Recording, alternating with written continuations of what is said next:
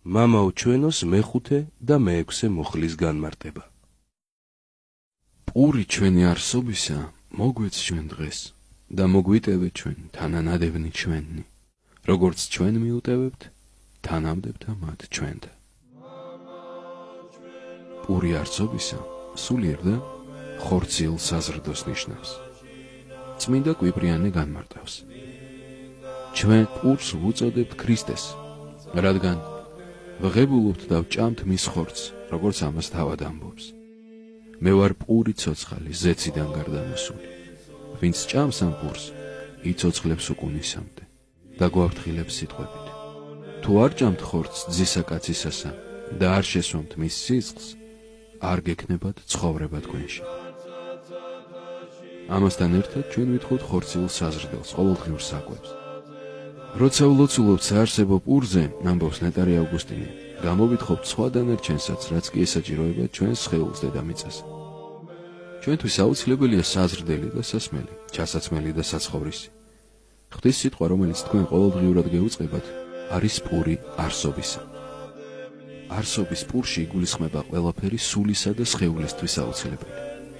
პური ჩვენი არსობისა არის ყოველივე ის, ურომლისოდაც თავს ვერ გავითანთ, ვიდრე ხორცში ვართ.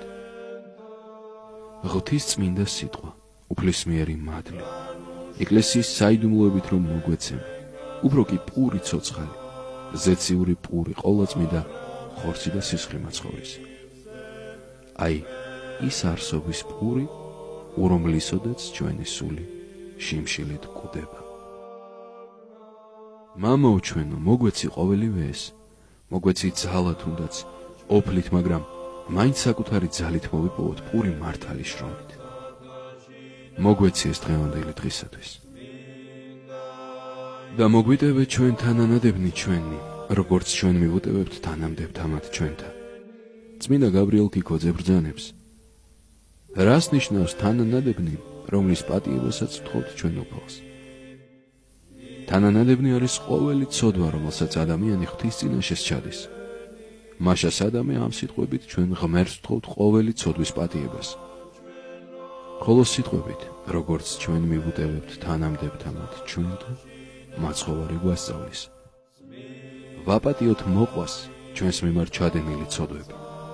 თუ კი გინდა რომ უფალმა გაპატიოს ცოდვები, შენც უნდა ისწავლო პატიება შენდამი ჩადენილი ცოდვებისა. აქედან ჩანს რა დიდი მადლია ცოდვათა მიტევება. რამხელა ცოდვაა, როდესაც ვერ პატიობ და შურისძიება გიდევს გულში. პატიების სწავლის შემთხვევაში უფალს ემსგავსები და მასსავით მოწყალი ხდები. ჩაიხედე საკუთარ გულში, რამდენ რამეს გვპატიობს უფალი ყოველდღიურად, სიტყვით, საქმით, მოქმედებით. რამხელა ჯილდოს გვიმზადებს, თუ კი ჩვენ ვაპატიებთ ჩვენს მოყვას. თუ შევადარებთ უფლისა და საკუთარ მოქმედებას, ვნახავთ რა უსაზღვრო სხვაობა უფლის მიმტევებლობასა და ადამიანურ პატიებას შორის. წმინდა იოანე ოქროპირი ამბობს, უფალი შეგვაგონებს სიმდაბლეს. სხვების მიტევების მოთხოვნით, იგი ჩვენში ბოროტის ხსოვნას აღმოფხრის. საკუთარი ცოდვების პატიების აღთქმით, ჩვენში განამტკიცებს კეთილ იმედებს და გვასწავლის ვიფიქროთ ღვთის გამოუთქმელ კაცმოყვარეობაზე. მას შეეძლო შენი საქმის გარეშე ეპატიებინა მთელი შენი ცოდვები, მაგრამ მას სურს ამითაც კეთილად იმოქმედოს შენზე.